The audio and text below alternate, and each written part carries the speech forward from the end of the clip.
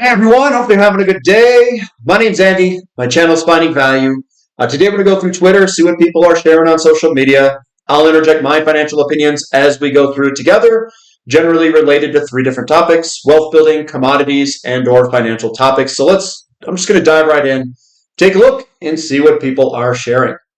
If you want to follow me, it's @_finance. And if you want to join our community, finding-value.com, where I dive deeper into all of these topics and subjects, looking for investment opportunities and sharing those opportunities with everyone in the community. We do have a special going on. Special is the coupon code.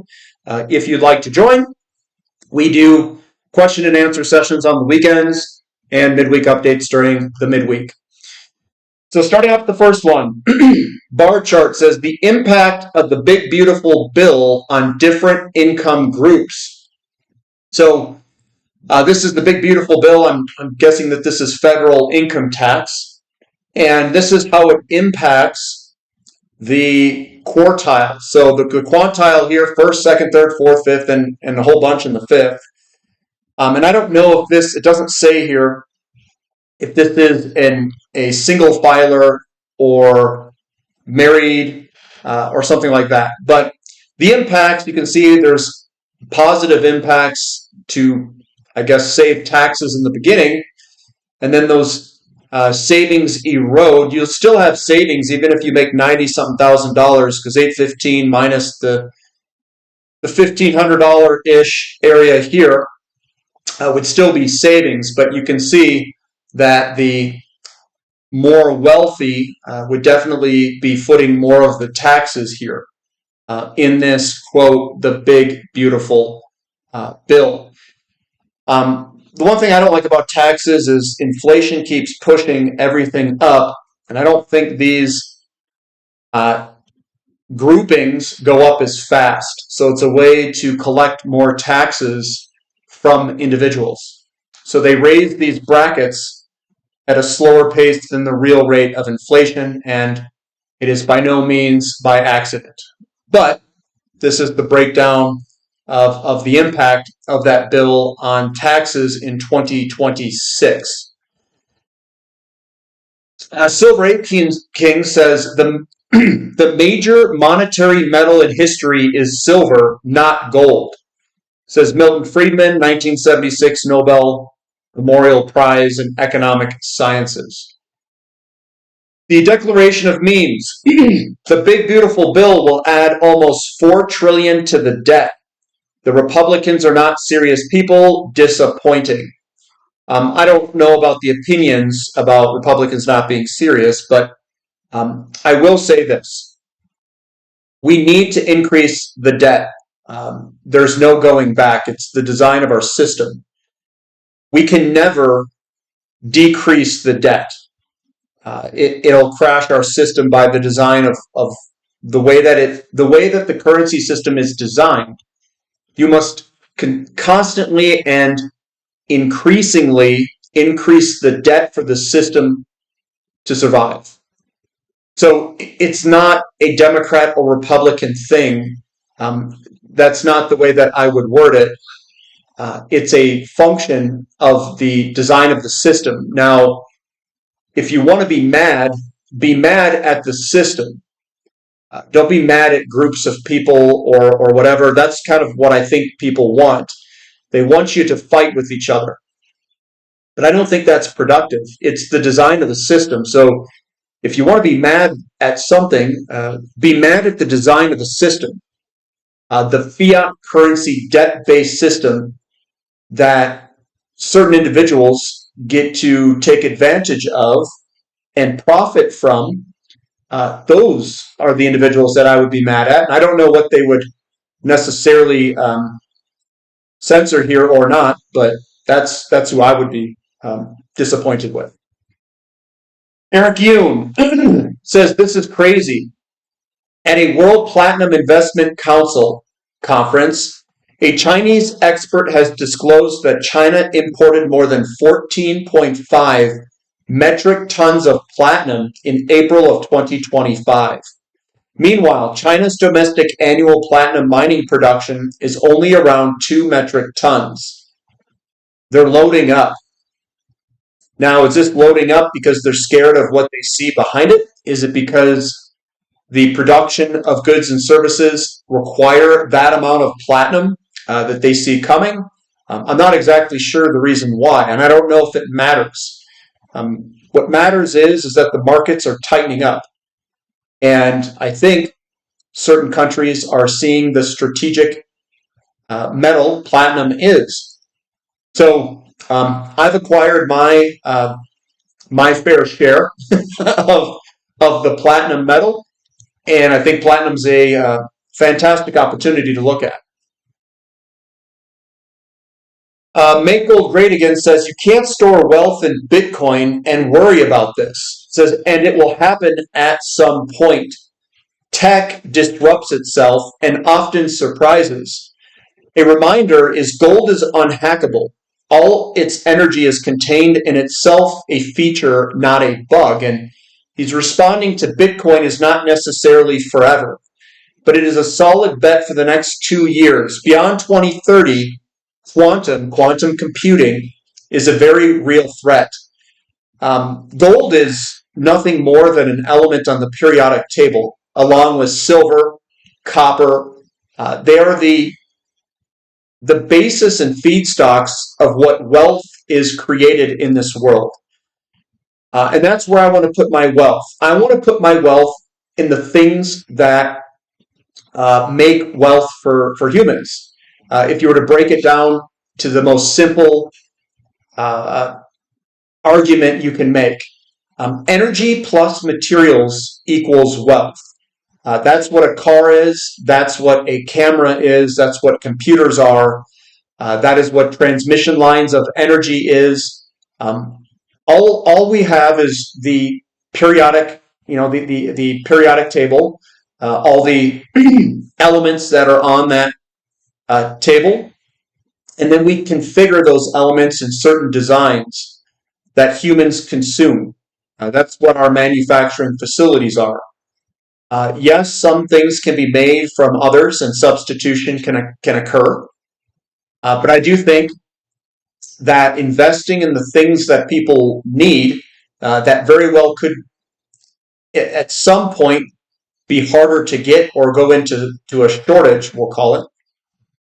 I think those are the best bets out there. So that's kind of what I think there is investing in things that people will always need and be converted into wealth. And I don't know if that makes sense to people, but yeah, everything is just a group of commodities in a certain design. You add energy into it using machinery, and that is the wealth that people enjoy or consume. Bitcoin is none of that. It's none of that. And some people say, "Oh, well, I can send something across whatever." Well, you could probably do that with a lot of things. And there's new technologies that we could develop that would be probably better than Bitcoin at some point. Coming down, we got Seth Golden. It says, if the consumer is weakening, why are credit card delinquency rates at the lowest level and negative year over year for the first time since Q4 of 2021? Raise your hand if you know the answer. I don't necessarily know this answer. I'm not raising my hand, but delinquency rates are lower on credit cards. Maybe it's just pure exhaustion of credit cards, or maybe they're not giving out as many credit cards. Who knows? I don't know the full reason here.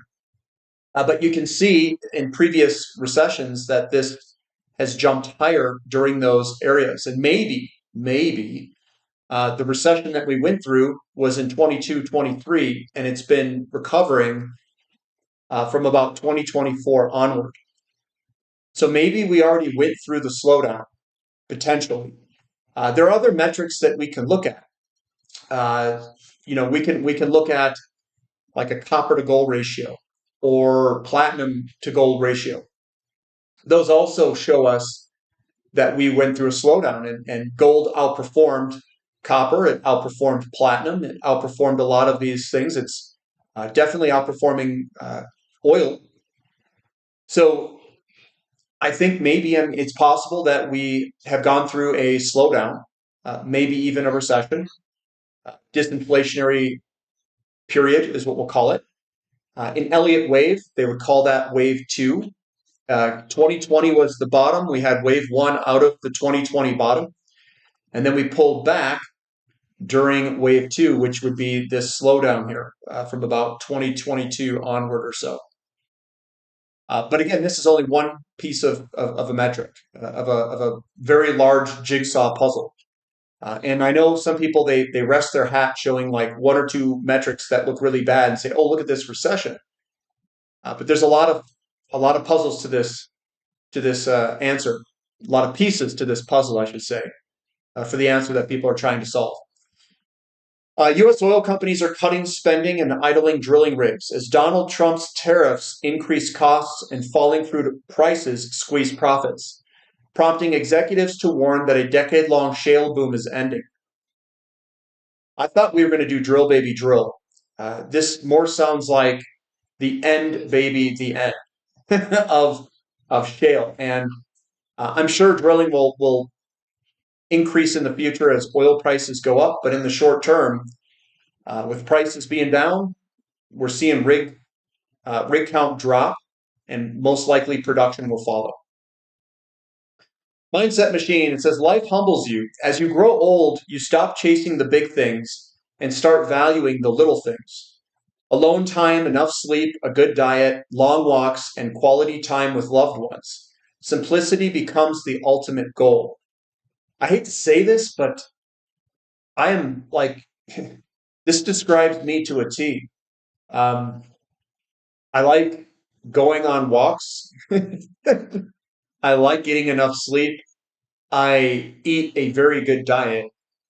And yeah, I spend time with my family and stuff, but this is like literally me. But I will say this too. I never actively, I never did anything even when I was young where I actively tried to eat poorly.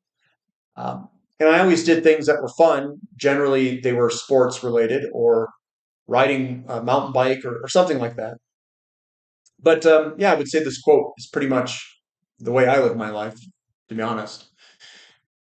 U.S. oil output versus oil rigs. Something's about to snap, and this is the rig count declining. This could be kind of residual momentum from all the rigs that were drilling beforehand, and we could see this decline over time for U.S. oil production. So we'll see what occurs here. If we actually get a big decline in oil production and or oil/natural gas liquids. Remember, they did change the way that they measure that. They're now putting in natural gas liquids to ensure that the numbers are a lot higher than what they were before. So this is something that I'm watching. I do think that we're going to have problem with oil in the next, say, 3 years. Now, when money dies, beef is for the rich only. Ground beef hits new all-time highs, and I don't know if it's ground beef, but it says beef prices are setting records in the U.S. Fewer cattle and strong demand keep meat costs high. So I see a lot of these things. Oh, well, we've reduced the price of X, Y, and Z. Well, beef prices are a lot more expensive moving forward here, and they've been in a strong uptrend. I won't make too many comments on what people eat. It doesn't really matter, but I'll just say this. I've tried a whole bunch of different diets in my life, and I've had those diets, for 6 months to a year at a time. I would say, in my experience, beef has made the largest impact on the quality of my life and a positive impact. Eating some beef in my diet impacts me profoundly in a positive way when I eat more beef. I'll just say that. Kevin Banbarrow says deflation is inflationary and inflation is deflationary. So when some asset classes inflate, it leads others to deflate. You can be certain that deflation in some areas will actually lead to huge inflation in other areas. That's called money rotation. What happened, and this is what he means by this, and at least my interpretation of it, what happened with the declining interest rate environment is that they could print money, increase debt, increase inflation, and it didn't go into hard assets. So we had a deflationary move in hard assets for the last 10, 15 years. And we had massive inflation or increase in the prices of financial assets, in particular bond prices, which peaked in 2021. And we also had large pressure of money entering the stock market, like the S&P 500 and NASDAQ. All of the money flowed into those areas. Now, if we get deflation in those areas, what that means is that money leaves those areas and seeks something else. What causes that move is pain. Pain will cause that move. So what happens generally first is that inflation enters the system. Interest rates go up because people don't want to be holding bonds at a low interest rate if inflation is higher than the interest payment on the bond. They want to have an adequate return in relationship to the inflation rate. So when money starts to rotate, and the people who benefit the most will be the ones who get out first, they start to rotate money into, I'll say, more inflation-sensitive assets, where they move positively with the rate of inflation. That will put pressure, and it will be losses onto those that hold the assets where everyone is piled into. As interest rates go up, I'll say around a 4.5% to 5% level is where we see a disconnect between interest rates going up and, say, stock markets going down. It will interject losses onto those that try to hold through the inflationary move.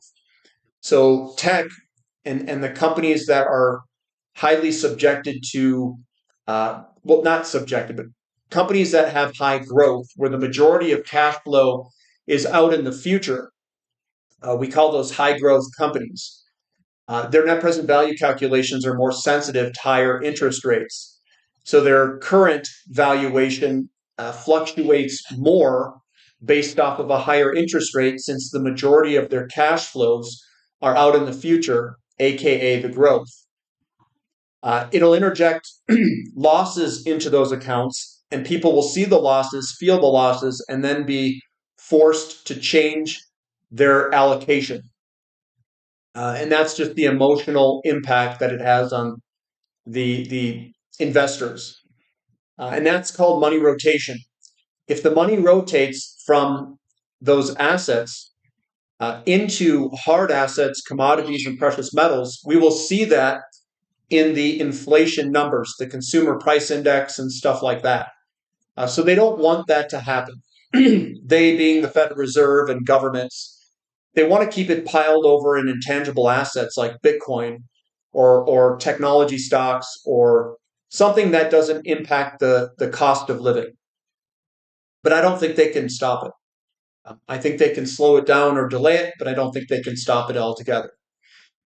Here's Anas. He says, the pattern in Reuters oil stories is clear. It's all bearish, all from industry sources. The OPEC Plus stories were false. This Kazakhstan story is also false because exports declined. They give the feeling that these are paid stories. That's coming from Anas. And you guys have heard me say this before. I said, this is a fake story. If you understand the data and you look at the data, you look at inventory levels, and then you look backwards to see what the stories were made, you can see that they were false. And we don't know if that is done on purpose. I mean, that's where the speculation is.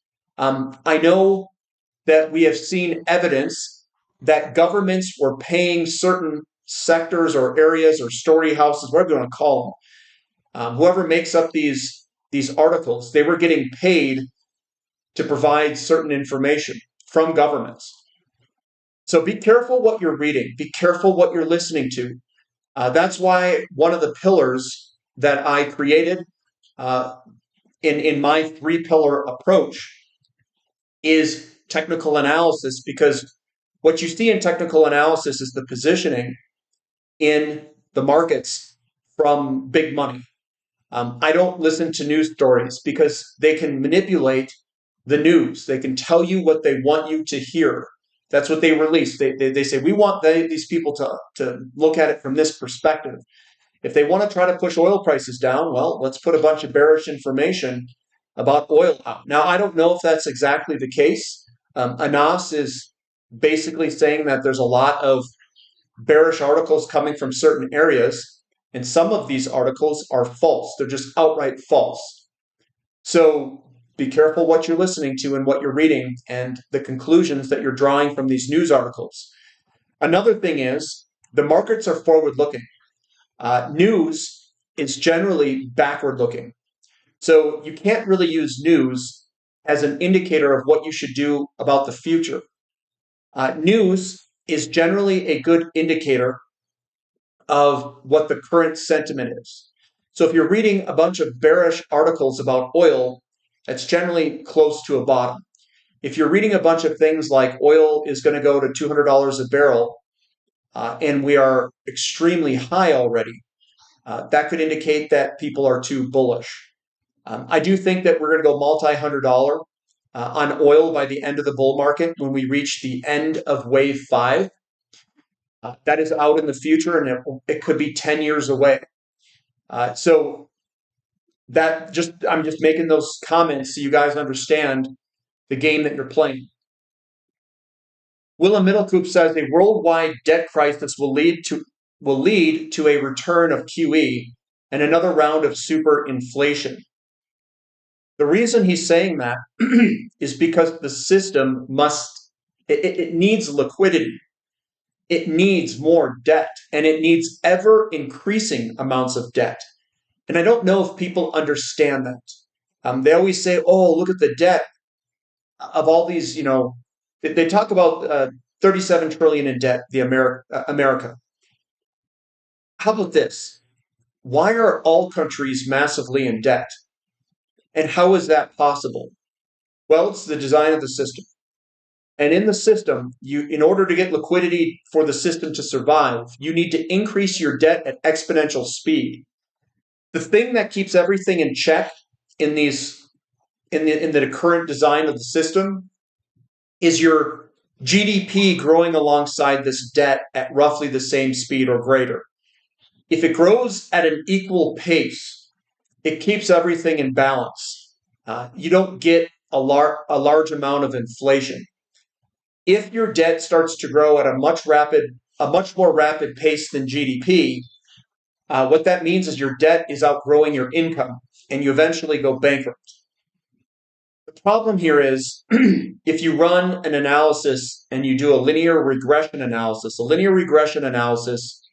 is creating an equation, or you're comparing multiple things and seeing how well the data aligns with each other. So GDP and oil has a very high correlation, like incredibly high. In fact, it's the same thing. And if we hit a problem in oil, you basically hit a problem in GDP, because they are correlated at an R-squared value of something greater than, I've seen multiple figures, but it's greater than 95%, which is unheard of. So basically they're correlated, almost at a one-to-one relationship. So if we hit worldwide oil production and we can't grow it at a fast enough pace as our debt, you get a massive inflationary problem. And that all deals with the design of our currency, releasing it at interest. $670 an ounce for silver. That is getting back to the 1980s silver money supply ratio. It would mean that silver price would have to 20x from today. Is it possible or likely with that smirk? If the design of the system needs to create this debt. And if oil cannot keep pace, I think silver is going to go past $670 an ounce. So in 1970, right here at this bottom, that's when America hit peak oil for conventional oil, and it was just America. We were also cheap on commodity to stock ratio. Precious metals were cheap to financial assets. Basically, it's the same market conditions that we have today. During that time frame, we had monetary bank lending, which was a lot of people taking out loans, buying homes, spending money as they went through life. It was the baby boomers going through a particular time in their life where spending increased, buying homes, increase of money supply, etc., etc. Interest rates went up. They hit a snafu in oil production because it peaked in 1970. And that was a very inflationary period during that time frame. The same markers exist today as they did in 1970 with a few twists. The twists are we've got 120% debt to GDP, and now the driver of inflation is fiscal spending. That fiscal spending is going to come into the system, and it's going to put pressure on GDP to grow, and it's going to put pressure on oil. This time, it's not America. It's the entire world's oil supply. We had the majority of oil. It was produced and increased from shale in America. That's where the majority of growth of oil production has come from in the past 10 years. I think that growth is gone. If that growth is gone and we cannot grow oil production from shale, we have a few other areas in the world that might be able to grow production. But I don't think they can grow production at the flow rates that maybe we've grown shale at. They're going to be more oil sands and stuff like that. So we could hit a problem where debt grows at a much faster pace than oil production, just like the 1970s. This time, interest rates won't save you because as interest rates go up, your interest expense goes up. And the debt to GDP becomes a major issue because you'll balloon your debt to GDP ratio balloons to ludicrous levels.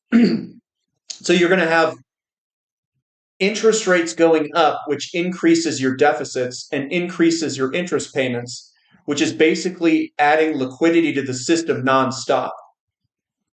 Now, silver, this is priced in US dollars. So this is saying if the silver price divided by US money supply is this, but here's the thing. It's not just America. It's the entire world that's going to go through this simultaneously. This was just America in 1970. This is the entire world. Now, we could have the silver price go way up for the US money supply, but that's only constrained to the US money supply. What if everyone runs at the metals because they fear that bond markets and stock markets are completely mispriced, given that oil cannot keep up with production? That is what scares me. Oil is the foundation, one of the foundations of modern society. The other four, I think ammonium, cement, steel. Oh gosh, I can't remember the other one. It's ammonium, cement, steel, and there's one other one that I can't think of right now. But energy, oil, plastics. Plastics is the other one, which is derived from oil. But oil is the bedrock of modern society because it allows us and gives us the energy, the transportation, plastics. Ammonium is also made from natural gas, which you could say is oil-based. So, yeah, I mean that's it. The whole world could be running at this thing, not just America. Copper finally broke out of its tight coil this week. And this is what I went over last time, so I'm going to end it there. So that's what I've got for today, guys. Give me a thumb up for the content. Subscribe to the channel. Subscribe to the website if you'd like. Use special as the coupon code. And that's all I've got for today. So we'll catch you next time. This is Finding Value.